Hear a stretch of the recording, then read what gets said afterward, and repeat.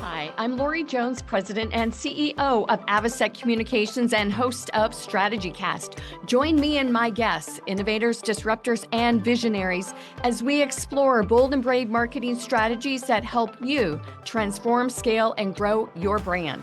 Joining me today is Tracy Borreson, a seasoned marketing strategist with 2 decades of experience shaping brands from startups to global enterprises. Tracy will share how to build your brand with intention and creativity, like assembling the perfect Lego set.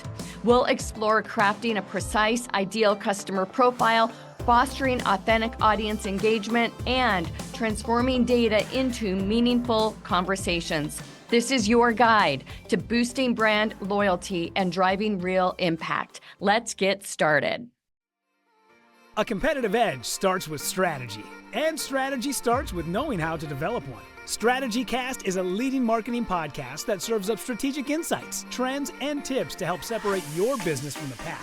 Tune in weekly as host Lori Jones interviews bold marketing leaders who have priceless wisdom and are willing to share. Each episode explores cutting-edge approaches that have proven instrumental in transforming brands into industry trailblazers.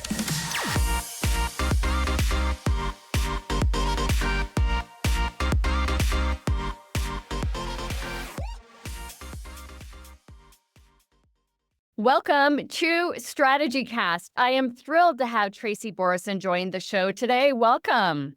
Thank you, Lori. I'm excited to be here. I tell you, I love this topic of really fine-tuning an ICP to get to better, performance regarding sales, customer count, changing mid-funnel failures to bottom-of-funnel wins. I mean, all these sort of things that really tie into the fact that, there's a lot to be said about having the right customer. Mhm. Before we get to that, I want to make sure that you tell us a little bit more about yourself and this incredible background that you've got in building brands.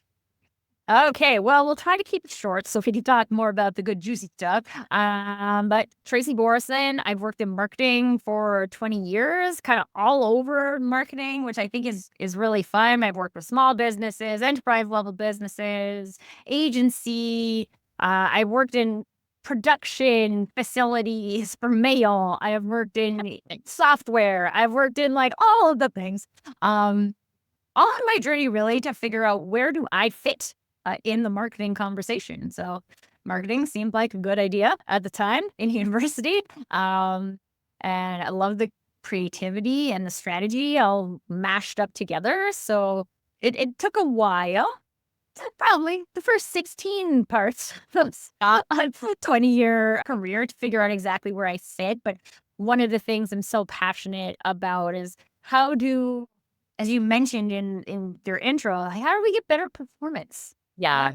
The reason we do all these things is to perform. So whether we're talking about ICPs or we're talking about any other part of the marketing program, this is about performance at the end of the day. So how do we make sure that when we're having the conversations, we are creating space for that intention and then holding ourselves accountable to that? Well, and I have to say, I think some of the best performing marketers have very varied backgrounds, such as yourself. You're on the client side, you're on the agency side, you're on the product side, you're on the tech side. I mean, all these sort of things. And I really think that understanding creates better conversations in the boardroom with the C-suite, so on and so forth. How do you reflect on really the gift that all of that experience has brought you? I mean, it's exactly as you just said, the diversity of perspective and being able to have those diverse perspectives in your own journey Right. has been so empowering because I can speak client, I can speak dev team, I can speak with the sales team. And at the end of the day, marketing is like a weaver, a tapestry weaver, right? They have all these parts of a business. And a lot of times they can act as silos, but at the end of the day, marketing is kind of what packages all of that together and says we are a business and this is what we do. And so I'm super grateful. And I will tell you, but that was no means by strategic by any means. But it was like clearly my path to go down. Well, and it's a great strategic path. And the key point here is performance. And the key point with that is customers. And the key point with that is revenue, and so on and so forth. I mean, it just builds and builds and builds. And that's what we as marketers, communicators are held accountable for. It's really interesting as we dive into this. 74% of online customers say that the content that they receive is not aligned with their interests.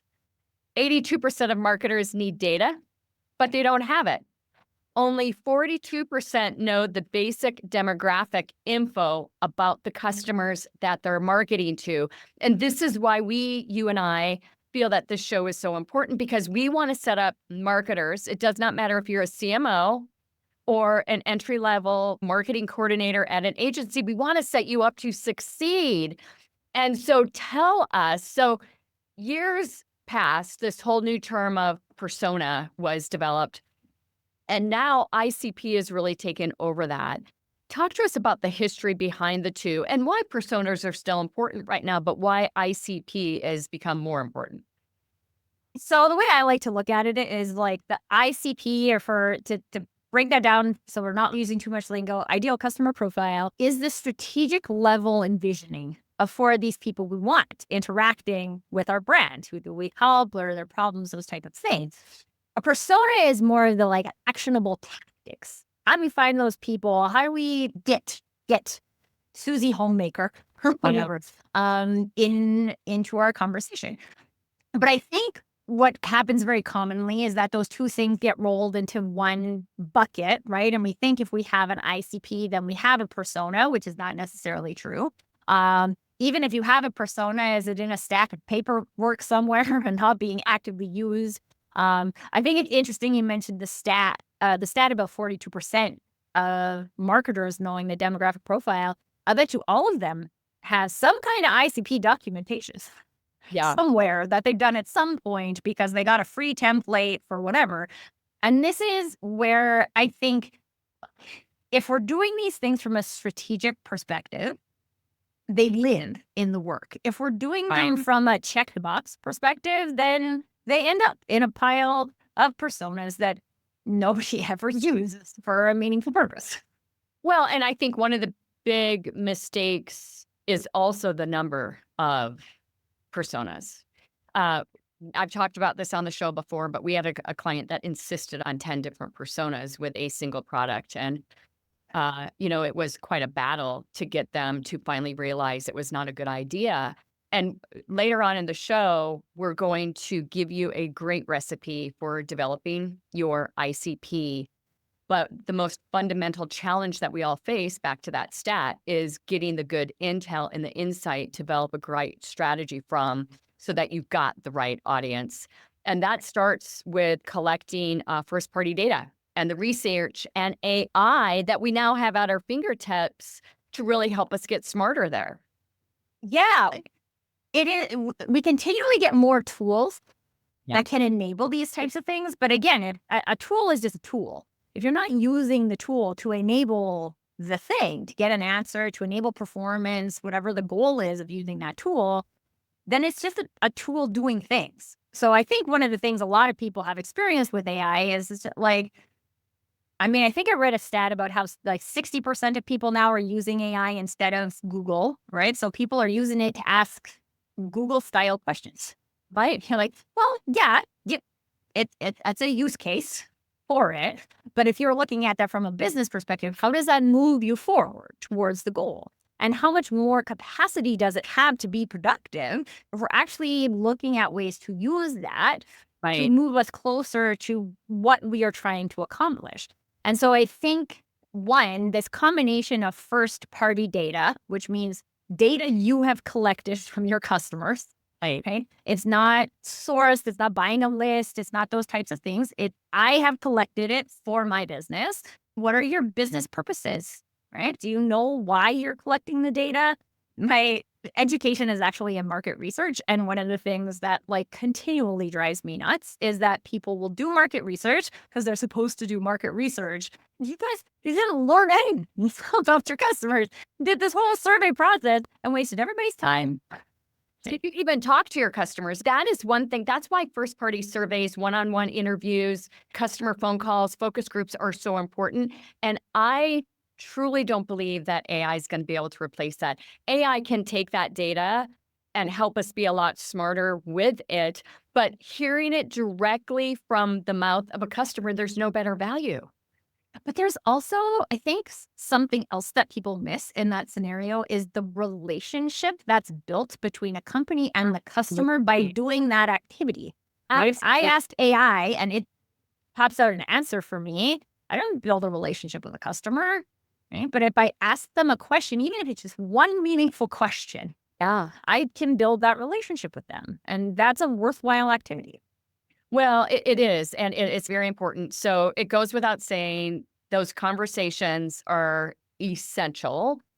And even if you are a new product, to get a panel of potential customers together and talk to them is really important. Don't shove aside the need for conversations because you don't have a market yet. There are still tremendous ways to get to the audience.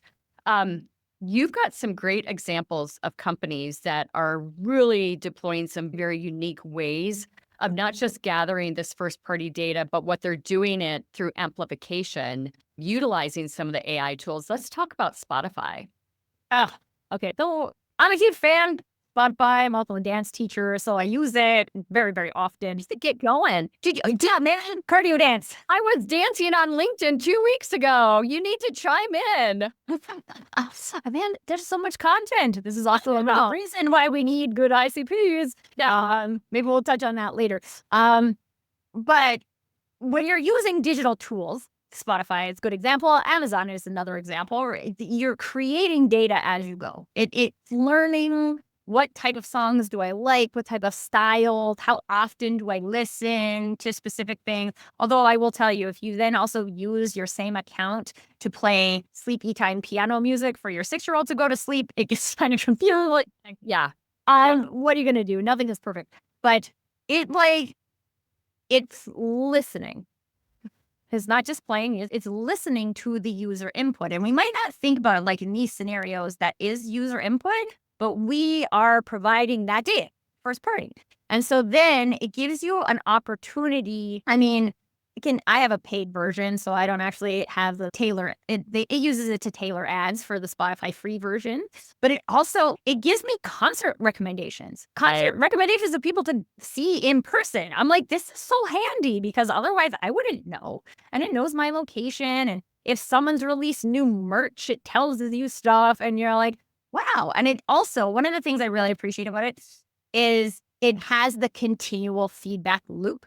And so if I continually X out of things that are merch related, it'll stop sending me messages about merch related things. I'm personally not a merch girl. But it is learning because of user behavior. Now, I want to just kind of extrapolate that because it is a little bit easier to collect that kind of data when someone is interacting on an app in an ongoing way. And a lot of people don't have that, right? A lot of people have a person business. Maybe it's a service or maybe it's a product. It's your coffee shop, right? But when we get creative about how we can, with our client touch points, collect information, then we can still build those types of things. And so Starbucks is another great example with how they use their app. And I think a lot of Starbucks users have noticed them like pushing the app. The benefit of them doing that is that they know your drink. And I don't have to depend on a barista to know that my preferred drink is this. I can just now collect that data and feed it to the barista. So every barista at every Starbucks can know that this is my ideal drink. Well, and you're talking to a Starbucks 2,500 point person right now. So I've been buying. So a lot of Starbucks points. A lot of Starbucks. But the smart thing I did is I had all my kids when they went to college use my app. So guess what? I'm buying their drinks, but I'm drinking free because of it. It makes me feel much better. Take that down to the ICP challenge. But nonetheless, the point here, I think, is really unique because, we're talking about apps, very formidable companies that have the wherewithal to be able to gain data, build data from those sort of things. But think about your search bar on your website. When people in search for a keyword or a phrase, that is providing you key insights about behaviors that might be very important for you in turn to turn into part of the ICP strategy. What are just a quick example too of like a very homegrown example of this, which I just recommended to a friend of mine who was going to be at a trade or at a art market. And what she actually wants to do is sell custom lamps. So she does these lamps and she has a few that she's made. And so she's selling them to the market, but she wants to do custom. And so I'm like, let's start a conversation with people and collect data for people who want to custom. And so like I went to the show this weekend and she had a piece of paper and on top in handwriting, sign up if you're interested in custom. And there was like 12 or 13 people on the list from a very like community driven art market. That it was a very good opportunity. And now I got their email. Now I can have a conversation. Now I have opened the door to collect more data. So this doesn't have to be enterprise level, build your own app, which is what Starbucks did, right? But it can be homegrown. Again, if you know what you want, where you want to go, the vision of that, and start collecting data.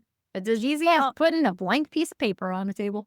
It really is, and that data collection is really step one, and I think a lot of people skirt the importance of it because having a conversation, which really is what we're diving into next, is the most important thing, so that you can really gain that additional insight.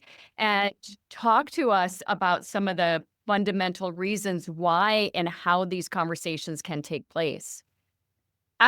Well, personally, I'm a big believer in that opportunities lie in conversation.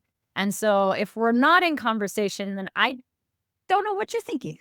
Right. And so from a marketing perspective, it's always been very curious to me how we make a lot of assumptions based on data, right? So I'll use a pretty basic example. And if you're listening and you've done this, count yourself among many, many people who have done it, right? We create a white paper or case study.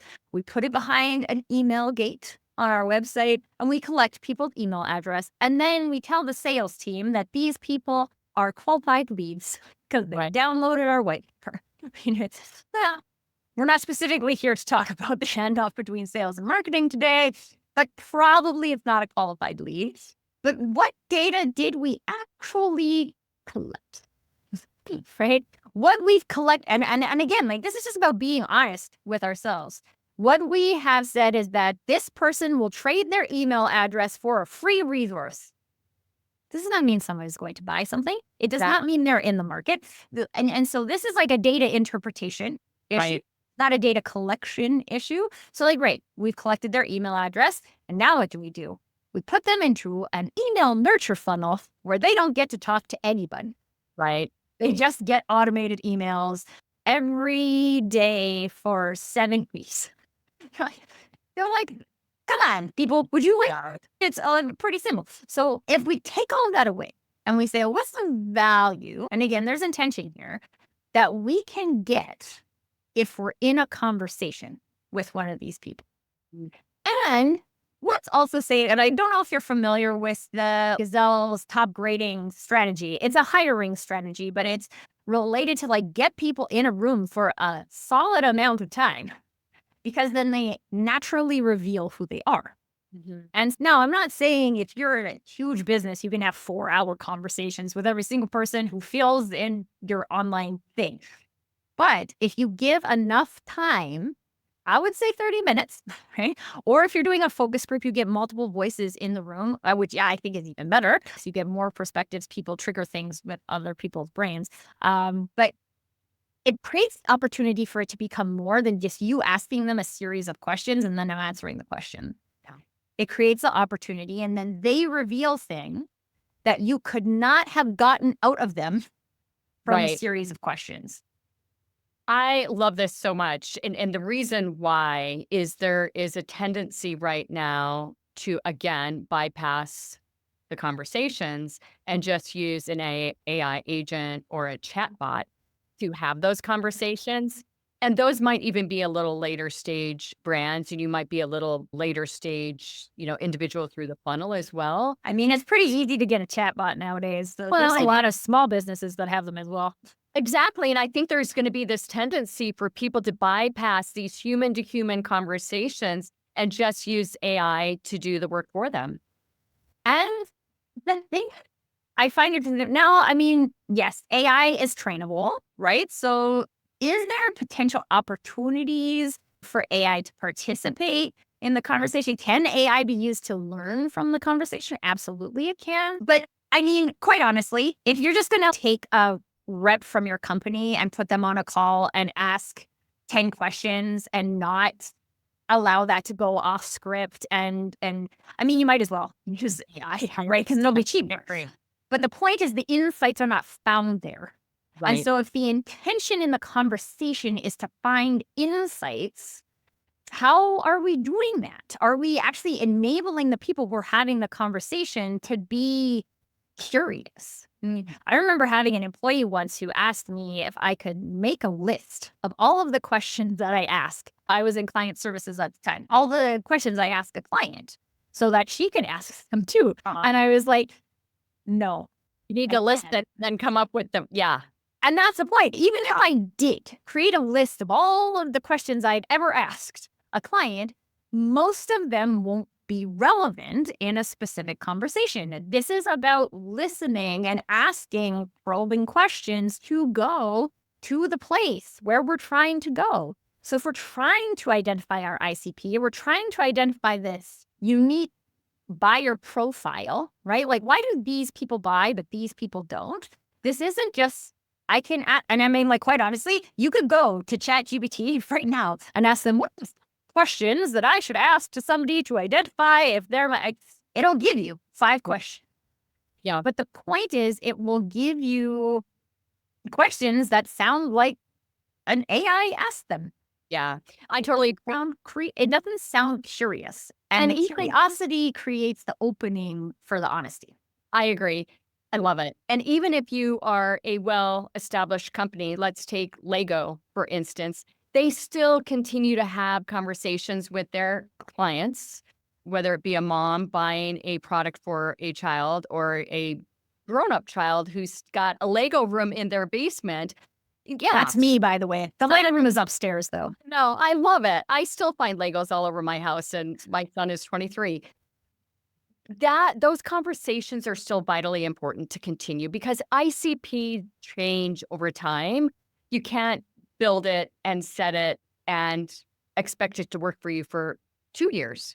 And a lot of people are looking at COVID taught us that. Yeah, exactly.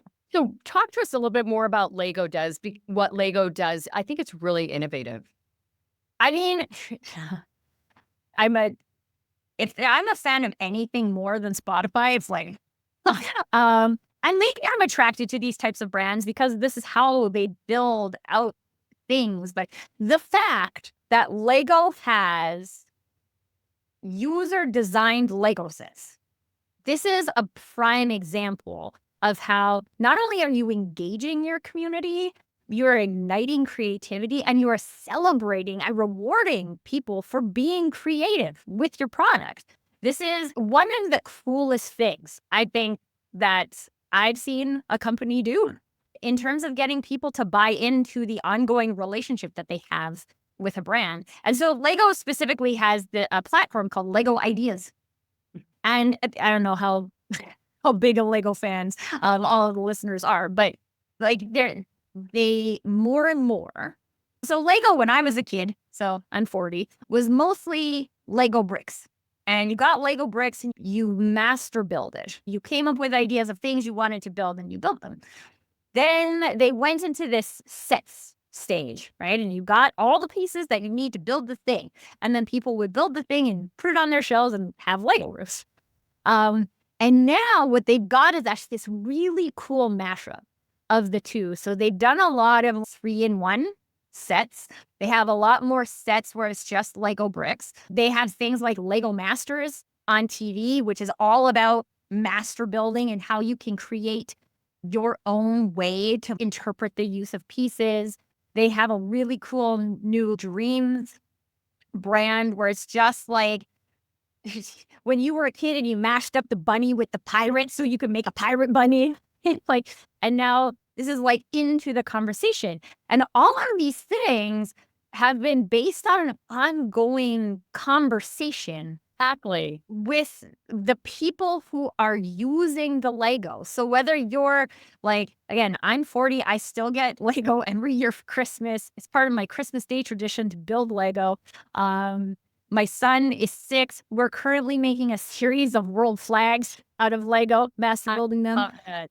They want to know these things. They want to see your pictures of stuff you've created on their social media channels. And they don't want it just to be about what they created. They want it to be about what we created. Right. And then, I mean, you don't tell me, Lori, in terms of creating stickiness with a brand, very few examples like that. Well, there are. And that long-term loyalty, positive word of mouth, referral, that's what you gain from introducing these long tail ongoing conversations which involve the product, not just a conversation in its very rudimentary sense. And I think that's the real gift there.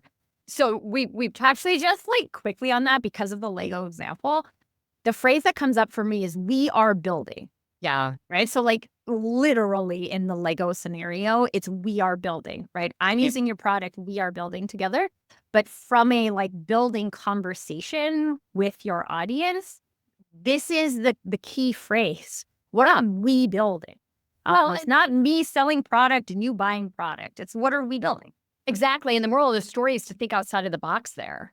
And what can you do to keep people, customers and non-customers, prospects, intertwined with the brand while they are moving through the funnel, not just sending them information that they may or may not be interested in. So you're collecting all of this data. And again, we've talked about various stages of, startup to enterprise brands and what you can do to either collect it out of the chute and build upon that or continue those conversations. Let's build an ICP. Let's do it. Should we use ChatGPT or should we do it a different way? Look, what would you like to do? Not use ChatGPT. Yeah, he is my favorite sidekick right now. He is a great sidekick for me as too. We'll have a great conversation and build an ICP that way. Yeah. So we've established the difference between an ICP and a persona. We've talked about the relative nature of data collection and how you can have conversations to make yourself smarter about what it is that truly your customer is looking for. What's the next step? We got to puzzle all the things together. Yeah, we do. And the thing about this too, so I want to just specifically touch on a few things that I think are commonly missed in the puzzling together activity. Because when we look at, you could go to the internet right now and find thousands of worksheets for creating an ICP, right? And it's not that they're bad, but in documenting all of the things, it doesn't actually create the connection between all of the things. Right. And so when we're talking about something common that people will identify as part of an ICP as the challenges or the problems, or pain points that are experienced by the ideal customer. But how does your organization deal with that? Right. One of the best examples I heard from a friend of mine was that if you're having pain in your elbow, you might go and look at pain medication. You might also go and get acupuncture. Okay. So now, technically, aspirin is competing against acupuncture in this specific scenario for that specific person. And so it's also really important for you still to stay really firmly rootish in what we're doing here as a business. Because if I've seen this happen to a lot of entrepreneurs where they get like sold by the market and this person wants it fixed this way and this person wants it fixed that way. So now they're like fixing things in a whole bunch of ways where they actually know that's not the best way to fix it. So yes, maybe technically the pain point is the same. But again, how do you puzzle that together with how your organization fixes that, deals with that? And what I love about that is most brands messaging. I mean, this all helps with messaging, go-to-market strategies. I mean, the whole 9 yards, right? Most brands don't get to the point of they don't have the intel to understand the customer need, which throws them into marketing what the product does, Right. instead of the benefit that it provides the customer. Right. But also, I think a really big piece of the puzzle that gets missed is that I'm not going to tell you my actual problem unless Yeah. I trust you. Yeah. Well, yeah. That is such a great point there. And building that trust is everything that we've been talking about. Yeah. And I will tell you, friends, as much as we would like to believe that content builds trust, content can nurture trust, but it doesn't ignite a trustworthy conversation. The conversation has to happen in order for someone to trust it. And once you get as big as with the Legos and stuff of the world, now it's, well, my mom trusts Lego, so I kind of innately trust Lego and things like that. But that's the network effects. It is. But it only happened because you created the trust the first time. Right.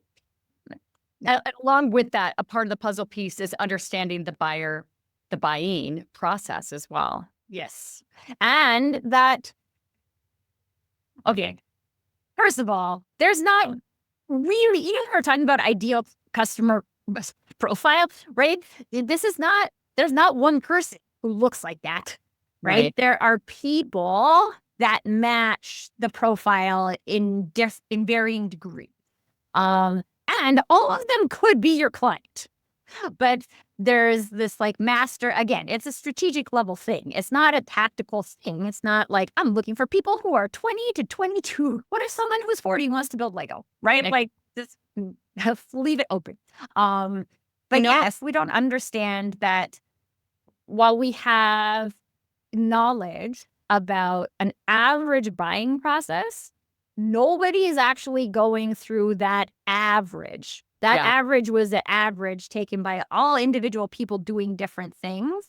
And so there's going to be slight variances that exist in all of that, and being like too like shooting fish in a barrel is just that's not going to work either. So there's like they're either variation too wide a net or going to, like you said, shooting fish in a barrel. I'm going to back up for a second, because there's such a tendency to go really, really broad with this sort of a development process.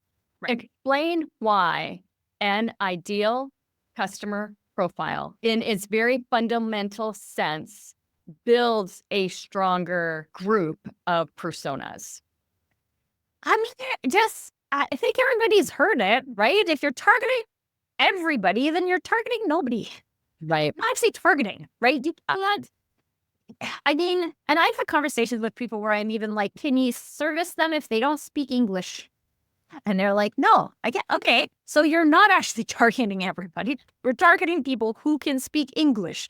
Like, it might seem like I shouldn't have. It does. But at the point in that, you don't service everybody. Yeah, it's like why with a lot of new products, you're going to niche first and then grow from there. The same thing ties into an ICP. If you understand that ICP, you can grow from there. And it's just, I think the tendency is to too early, again, cast this very wide net. Now, casting a very wide net can also be research. So there's all these reasons, but when we're specifically talking about an ICP, it's very, very important to just be very vertical in that approach. Yeah. And I mean, it's let's think about some of these other big brands. Take a Coca-Cola or Pepsi, right? If you're looking at this from the point of people are thirsty, then okay, every human at some point in their life is going to get thirsty. Yeah. Right? But what what it drives what they choose. I tried to choose tap water, right? I live in a place where the tap water is really clean. I could choose tap water. That's not an option that's available for all people in all different parts of the world. I personally don't like to drink my calories, so like I am drinking it. But these are the things where if we're not looking at these types of I mean, you can call it like it's not a persona, but these identifiers of Red Bull, then we're not in the conversation. And I think it's a good opportunity for people listening to the show to just look at, have I cast too wide of a net? Have I cast too narrow of a net? Have I actually looked at how these nets are connected to how I want to do business, how I believe that I can grow, how I believe that I can serve? If you're throwing out a net that's got a bunch of big holes in it, it's also not going to work.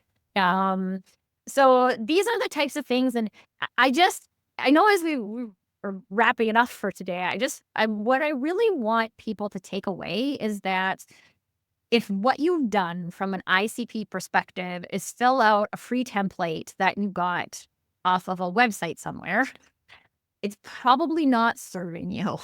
There is some more depth to get there. And how could you learn more about your people by igniting conversations and explore from there? And, maintaining those conversations along the way as well, which we've established with Lego example. Give us one more example, if you will, and maybe even a client project or a brand that you worked on that you took the team through this entire process and really what it did to benefit the brand in the end. Yeah, it's so interesting because it's so unique for each brand. And I think that's one important thing also to call out is that if you're in water recycling versus architectural design versus building websites, like there's a different, if you're going to market online versus marketing in person or networking, right? There's a different level of conversation that needs to be had. If you are going to want to do digital advertising, there's requirements for how digital ads get targeted, right? So you need to be able to target to that degree. Whereas if you're not doing that, maybe you don't as much. But probably one of my favorite projects was I worked with a water recycling company, and their ideal target audience is farmers. So I'm not a farmer personally. And the company they're innovators and engineers, and they're not farmers either. So it was a really interesting conversation because one of the things we had to do was how do we even start a conversation with farmers, right? Because we don't actually know how to start a conversation. It's not as easy as just like sending them an email and they'll participate, right? Farmers are out working their fields all day. They're not responding to that. So how do we even get them into the conversation? And I don't want to get them into the conversation if I don't know what to say in the conversation. And that actually ended up evolving into a sales strategy as well, because we're like, well, it's actually the salespeople who know the farming industry, the agricultural industry. So it makes sense for those people to have the conversation. Okay, now we're asking the salespeople to do I don't want to say marketing's work, but it's like the part of the funnel to instigate the conversation instead of just like waiting to get handed leads from marketing, which is what a lot of people do. So how do we help with that? And the ICP was a huge thing going in. And like, it was actually, I would like to say that a lot of this research can be done online with AI, but there's some insights that you can start with. But if you're looking at an audience like that, you got to hit the ground, right? You got to talk to some farmers. My uncle is actually a farmer, so that was a good opportunity for me. I went and had a conversation with him and went to the Legion and like a bunch of things that I had never done before, to be honest. But it was like, and again, personally, I'm very into conversation. I believe in the value of conversation. And so there's many things I can learn through doing those types of activities. But if I had just gone to ChatGPT and tell me like, and you know what, actually, because I did this, like, what social media sites do farmers hang out on? Right? And it says Facebook. And so I'm like, okay, well, let's see that. I gained a lot there. Yeah. But what it didn't tell me was that like a lot of farmers have Facebook like profiles or setups for their farm so that it can be quote unquote promoted. They don't hang out there. They're not having conversations there. Right. So I can try, right? And quite honestly, we did part of the trying, right? Like, can we create like a Facebook group where farmers will come and participate in a conversation digitally? Nope. We can't. So we had to evolve it. But I think that's also, as you mentioned earlier, Lori, even though in that scenario, the ICP did not evolve, like the marketing program to reach that ICP, it will evolve. And should. And it's amazing what the side effects can be of these conversations. And that's just, I think, a great example and reinforces the need to have true conversations and just something that AI is not going to deliver. So many incredible insights today that I hope are really going to help our listeners lead them down a path that is going to just really result in better strategies for them and higher success rates and more insights that they can truly grow and learn from and really affect top-line revenue for their clients or their customers.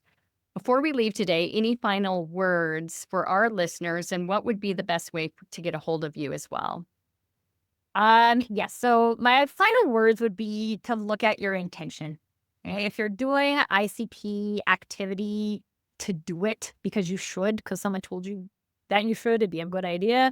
You're probably not going to get the value out of doing the activity. If the intention is really to learn about your customers, hold that tightly as your intention. And if the process or tactics of doing that along the way don't match or don't drive that result, let them go. Let them evolve. I love it. That would be my final words. And I can best be found on LinkedIn. So if you look up Tracy Borreson and you look for pink headphones, you will find me. And I would be super happy to connect and ideate, not only on ICP, but really anything marketing performance related. That's my jam. So come and have a conversation. I love it. Have you ever built Legos in the form of pink headphones? No. Challenge accepted. This is going to be the next thing. Maybe not the next thing, because that might take some engineering.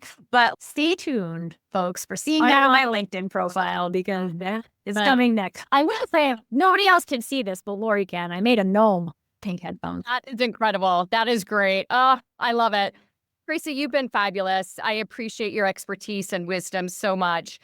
A few closing thoughts for you listeners. First of all, we turn every one of our StrategyCast episodes into a LinkedIn newsletter, which we push out on my personal page, Lori Sartorius Jones, and it's called Home of the Brave.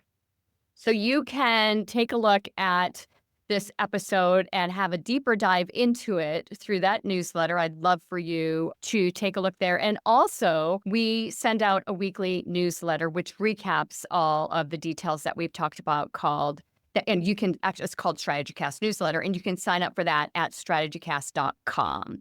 Please do both of those things. So many great intel, so many great insights, again, that lead to better and better strategy. Thank you so much, Tracy, for your appearance on StrategyCast. Thank you, Lori. That's a wrap. Thanks for joining us on today's show. We hope your strategic brains are spinning with new ideas and bold inspiration that will elevate your strategies and marketing know-how.